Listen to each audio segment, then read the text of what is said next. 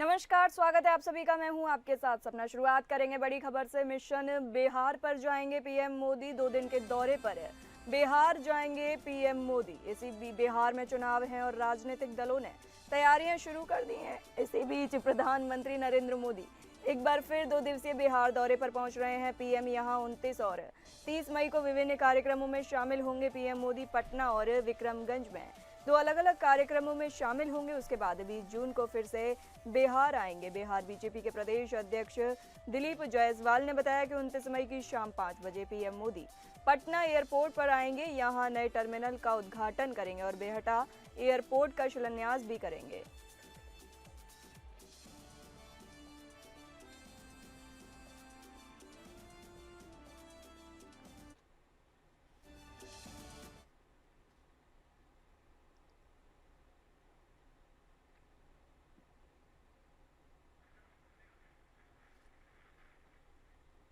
बताते चलें कि बिहार में चुनाव है और राजनीतिक दलों ने तैयारियां शुरू कर दी हैं। इसी बीच प्रधानमंत्री नरेंद्र मोदी एक बार फिर 2 दिवसीय बिहार दौरे पर पहुंच रहे हैं। पीएम यहां 29 और 30 मई को विभिन्न कार्यक्रमों में शामिल होंगे। पीएम मोदी पटना और विक्रमगंज में 2 अलग-अलग कार्यक्रमों में शामिल होंगे। उसके बाद 20 जून को फिर से बिहार आएंगे। बिहार बीजेपी के प्रदेश अध्यक्ष दिलीप जायसवाल ने बताया कि 29 मई की शाम 5 बजे पीएम मोदी पटना एयरपोर्ट पर आएंगे। यहां नए टर्मिनल का उद्घाटन करेंगे और बेहटा एयरपोर्ट का शिलान्यास भी करेंगे। इसी के साथ ही हमारे संवाददाता मोहम्मद दानिश हमसे जुड़े हुए हैं। आपसे जानेंगे, मिशन बिहार पर 29 और 30 मई को पीएम मोदी रहेंगे, तो क्या कार्यक्रम है पीएम मोदी का, विस्तार से बताइए।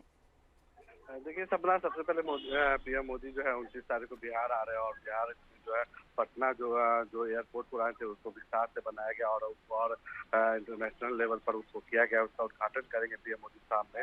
उसके बाद वो रात्रि विश्राम वो पटना ही में करेंगे। पटना के बाद उनका अगले दिन जो 30 तारीख को है वो प्रोग्राम सासाराम में है। सासाराम में वहाँ पर वो जनसभा को संबोधित करेंगे, जहाँ पर वो जितने भी योजना है वहाँ पर जो है घोषणा करेंगे। घोषणा के साथ साथ बिहार के लिए कुछ स्पेशल वो घोषणा कर सकते हैं, जो उम्मीद लगाई जा रही है। अभी बीजेपी के जितने नेता हैं वो सभी अभी तैयारी में जुटे हुए हैं और क्योंकि अब बहुत कम समय बचा है पीएम मोदी को आने को लेके, इसमें जो है अधिकारी से लेके नेतागण सभी लोग जो है जुटे हुए हैं। साथ ही साथ ये भी देखा गया कि जेडीयू के नेता वो भी एक स्टेटमेंट आने के बाद उन्होंने भी कहा है कि हम लोग जो है जहाँ जहाँ बीजेपी के कार्यक्रम होगा वहाँ वहाँ जेडीयू के नेता भी वहाँ पहुंचेंगे उस कार्यक्रम में और पीएम मोदी का स्वागत करेंगे। जी, बहुत बहुत धन्यवाद मोहम्मद दानिश, ये जानकारी हमें देने के लिए।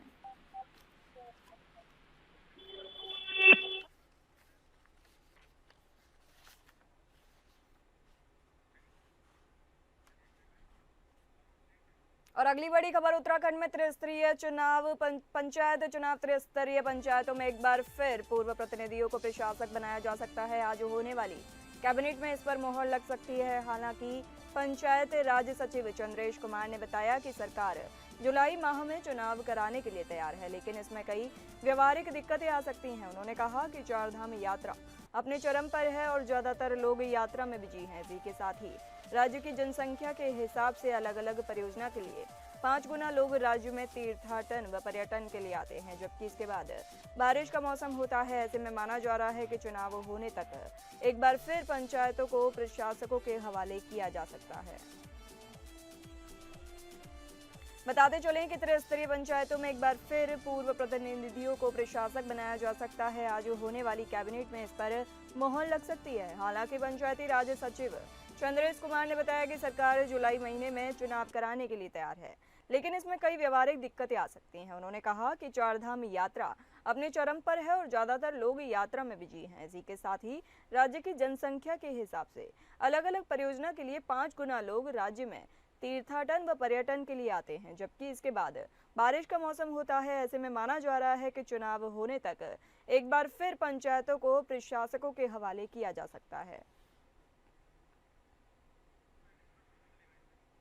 बताते चले कि त्रिस्तरीय पंचायतों में एक बार फिर पूर्व प्रतिनिधियों को प्रशासक बनाया जा सकता है। आज होने वाली कैबिनेट में इस पर मोहर लग सकती है। हालांकि पंचायती राज सचिव चंद्रेश कुमार ने बताया कि सरकार जुलाई महीने में चुनाव कराने के लिए तैयार है, लेकिन इसमें कई व्यवहारिक दिक्कतें आ सकती हैं। उन्होंने कहा कि चारधाम यात्रा अपने चरम पर है और ज़्यादातर लोग यात्रा में बिजी हैं। इसी के साथ ही राज्य की जनसंख्या के हिसाब से अलग अलग परियोजना के लिए 5 गुना लोग राज्य में तीर्थाटन व पर्यटन के लिए आते हैं, जबकि इसके बाद बारिश का मौसम होता है। ऐसे में माना जा रहा है कि चुनाव होने तक एक बार फिर पंचायतों को प्रशासकों के हवाले किया जा सकता है। इसी के साथ ही ज्यादा जानकारी के लिए हमारे संवाददाता सतीश कोठारी हमसे जुड़े हैं। आपसे जानेंगे, उत्तराखंड में त्रिस्तरीय पंचायत चुनाव की सुगबुगाहट फिर होने लगी है। क्या कैबिनेट बैठक में इस पर फैसला लेने की संभावना है? देखिए, मैं बात करूं त्रिस्तरीय चुनाव की, जो लगातार त्रिस्तरीय चुनाव को लेकर चर्चा हो रही है। हर प्रदेश में त्रिस्तरीय चुनाव होना है, उसको लेकर लगातार बातें चल रही हैं। लेकिन आज देखते हैं क्या फैसला आता है त्रिस्तरीय चुनाव को लेकर। इस तरीके से पिछले कैबिनेट में एक आ गया था कि जल्दी से जल्दी त्रिस्तरीय चुनाव करवाए जाएं, लेकिन आज जो है फैसला लिया जाएगा त्रिस्तरीय चुनाव पे कि कब होंगे और क्या त्रिस्तरीय चुनाव एक ये जो है चारधाम यात्रा चल रही है, चारधाम यात्रा में ही होंगे या चारधाम यात्रा खत्म होने के बाद होंगे। क्योंकि मेन बात यह है कि जो शासन प्रशासन की जो तैयारियां होती है उनको, उनमें खास पुलिस प्रशासन और का मुख्य रोल रहता है। लेकिन इस समय पुलिस प्रशासन की ज्यादा से ज्यादा टीमें, जो सारे अधिकारी चारधाम यात्रा में लगे हैं, लगभग 18 विभाग यात्रा में लगे हैं। तो देखते हैं कि क्या त्रिस्तरीय चुनाव होते हैं या नहीं होते हैं, वो आज के कैबिनेट में फैसला आ जाएगा। जी, बहुत बहुत धन्यवाद सतीश, ये जानकारी देने के लिए।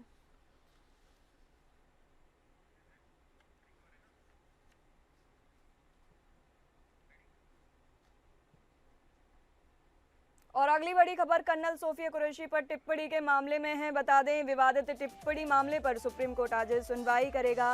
कर्नल सोफिया कुरैशी के खिलाफ मध्य प्रदेश के मंत्री कुंवर विजय शाह द्वारा की गई विवादित टिप्पणी के मामले पर सुप्रीम कोर्ट आज सुनवाई करेगा।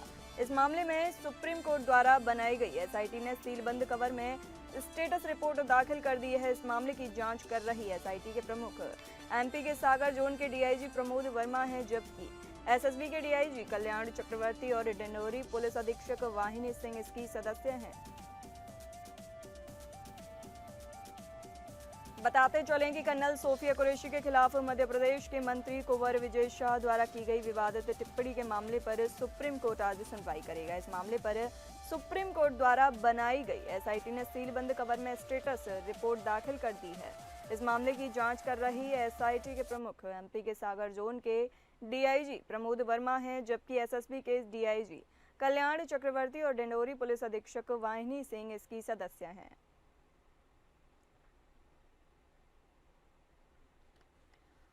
बताते चलें आपको कि कर्नल सोफिया कुरैशी के खिलाफ मध्य प्रदेश के मंत्री कुंवर विजय शाह द्वारा की गई विवादित टिप्पणी के मामले पर सुप्रीम कोर्ट आज सुनवाई करेगा। इस मामले पर सुप्रीम कोर्ट द्वारा बनाई गई एसआईटी ने सीलबंद कवर में स्टेटस रिपोर्ट दाखिल कर दी है। इस मामले की जांच कर रही एसआईटी के प्रमुख एमपी के सागर जोन के डीआईजी प्रमोद वर्मा हैं, जबकि एसएसबी के डीआईजी कल्याण चक्रवर्ती और डिंडोरी पुलिस अधीक्षक वाहिनी सिंह इसकी सदस्य हैं।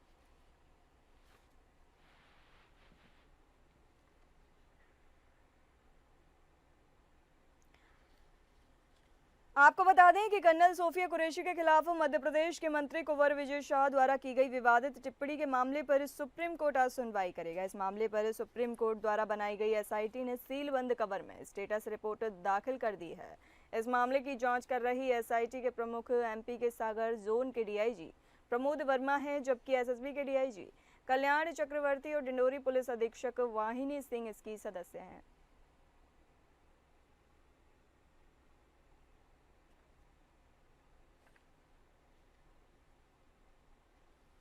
बताते चलें कि कर्नल सोफिया कुरैशी के खिलाफ मध्य प्रदेश के मंत्री कुंवर विजय शाह द्वारा की गई टिप्पणी पर मामले में सुप्रीम कोर्ट आज सुनवाई करेगा।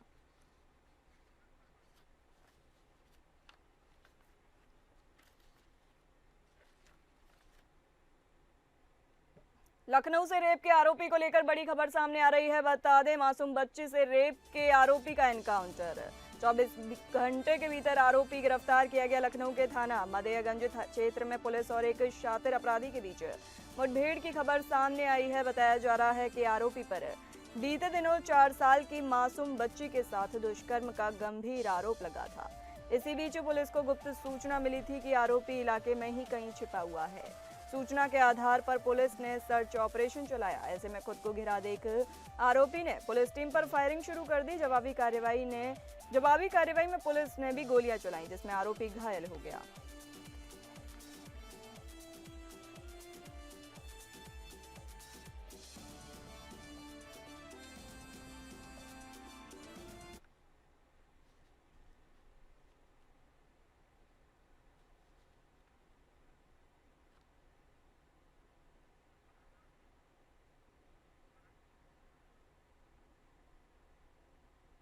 इसी के साथ ही हमारे साथ हमारे संवाददाता आनंद सिंह हमसे जुड़े हुए हैं। आपसे जानेंगे क्या है पूरा मामला।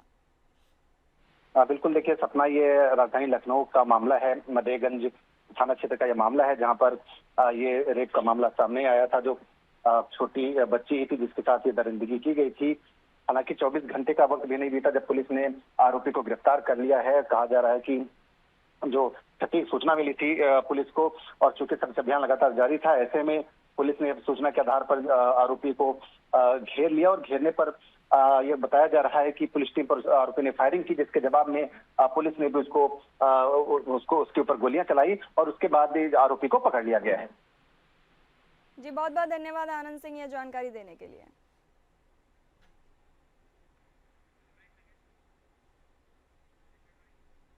चलिए बढ़ते हैं अगली खबरों पर। मुंबई में राउंड टेबल मीटिंग में हजारों करोड़ की निवेश की घोषणा है। योगी सरकार की नीतियों ने जीता निवेशकों का भरोसा। उत्तर प्रदेश के औद्योगिक विकास की रफ्तार को नई ऊंचाइयों पर पहुंचाने की दिशा में मुख्यमंत्री योगी आदित्यनाथ के नेतृत्व में एक और बड़ी सफलता दर्ज हुई। निवेश प्रोत्साहन एजेंसी इन्वेस्ट यूपी द्वारा मुंबई के जियो वर्ल्ड कन्वेंशन सेंटर में आयोजित हाई लेवल निवेशक राउंड टेबल में देश के अग्रणी उद्योगपतियों ने प्रदेश की पारदर्शी नीतियों और अनुकूल निवेश माहौल की खुलकर सराहना की।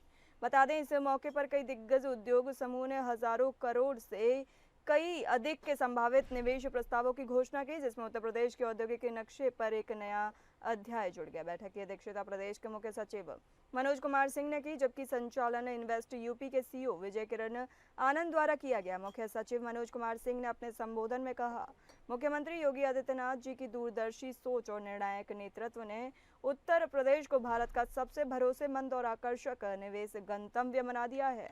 हमारी सरकार निवेशकों के लिए पारदर्शी, त्वरित और सहयोगपूर्ण माहौल सुनिश्चित करने के लिए पूरी तरह प्रतिबद्ध है।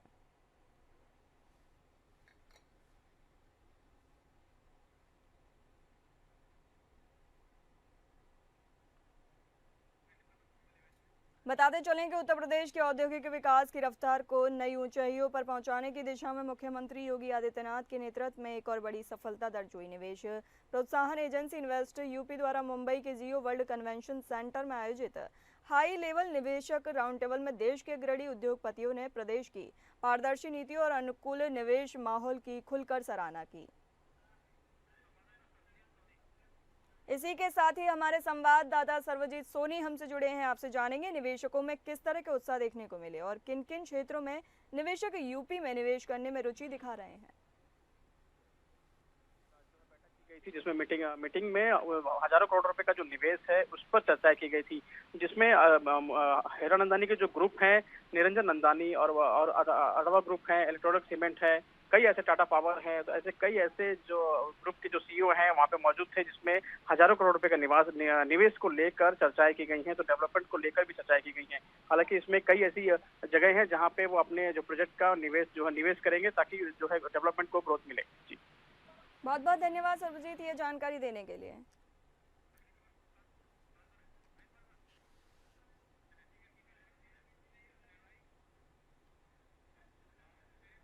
एक लाख के इनामिया सिराज अहमद पुलिस की नजर में है। बता दें, सूबे के मुख्यमंत्री योगी आदित्यनाथ भले ही अपराधियों पर कार्रवाई करने के लाख दावे करे, लेकिन उनके ही भाजपा नेता अपने मुख्यमंत्री की किरकिरी करवाने से बाज नहीं आ रहे। ये मामला सुल्तानपुर जिले का है, जहां आजाद हत्याकांड में फरार चल रहा है सूबे के पंचायती राज मंत्री और जिले के प्रभारी ओम प्रकाश राजभर सुल्तानपुर दौरे पर आए थे। पत्रकारों ने उनसे सवाल पूछा कि पिछले 2 साल से फरार चल रहे 1 लाख के इनामिया हिस्ट्री शीटर बदमाश सिराज अहमद तो बोले कैबिनेट मंत्री ओम प्रकाश राजभर, ये मामला मेरे संज्ञान में ही नहीं है, लेकिन पुलिस उसे छोड़ेगी नहीं, कार्रवाई होगी, क्योंकि योगी आदित्यनाथ की सरकार है, किसी भी अपराधी को अपराध करने की छूट नहीं है। कोई अपराध करता है तो अपराध उसके लिए 3 तिमाही जेल के अंदर, जमीन के अंदर या जमीन के ऊपर है। अधिवक्ता हत्याकांड में 1 लाख रुपए का इनाम घोषित होने के बाद इनामी सिराज अहमद का भाजपा नेताओं और बाहुबली नेता के साथ इंस्टाग्राम पर वीडियो पोस्ट किया है।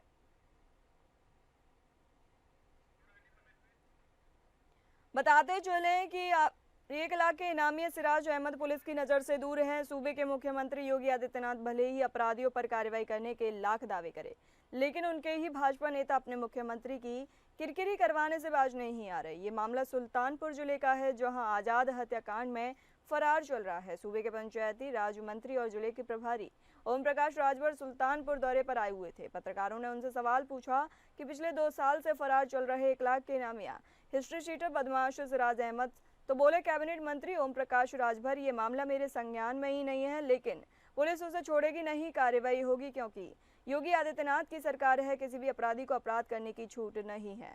कोई अपराधी अपराध करता है तो उसको सजा जरूर मिलेगी।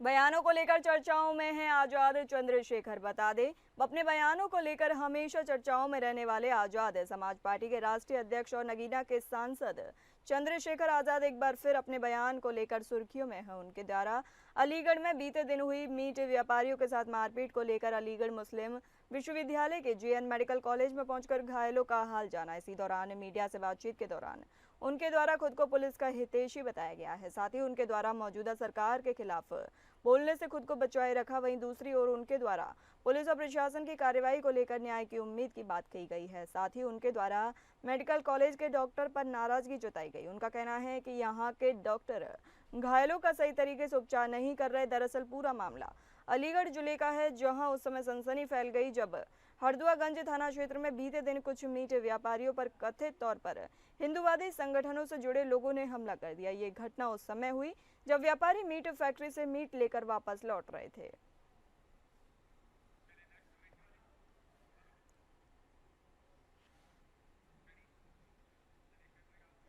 अमेठी में गंगा नदी में डूबने से 3 लोगों की मौत हो गई। बताते चले कि अमेठी में गंगा नदी में डूबने से हुई 3 लोगों की मौत के मामले में प्रभारी मंत्री सतीश चंद्र शर्मा ने पीड़ित परिवारों से मुलाकात की।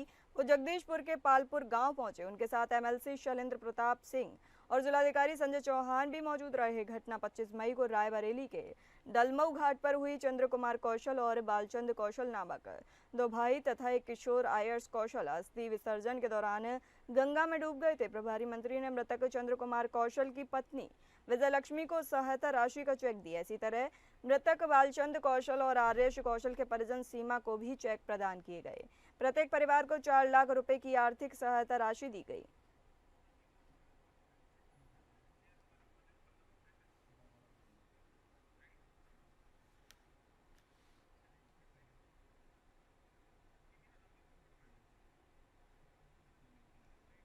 बलरामपुर में सशस्त्र सीमा बल की कार्रवाई की गई। बलरामपुर जिले के हरैया थाना क्षेत्र के बरहरवा रेंज और अंतर्गत केसरगंज ईंट भट्टे के सीमा सशस्त्र सीमा बल और जवानों ने बड़ी कार्रवाई करते हुए सागौन की लकड़ी से लदे एक ट्रक को पकड़ा है। ट्रक से 216 बोटा कीमती सागौन की लकड़ी को पकड़ा है, जिसे अवैध रूप से काटकर एकत्रित किया गया था और किसी अन्य स्थान पर ले जाने की कोशिश की जा रही थी।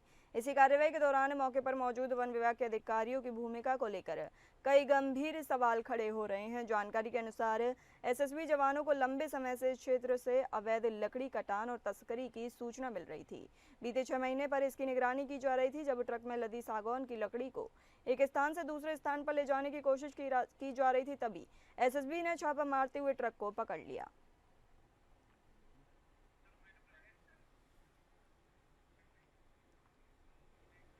फिलहाल इस बुलेटिन में इतना ही। नमस्कार।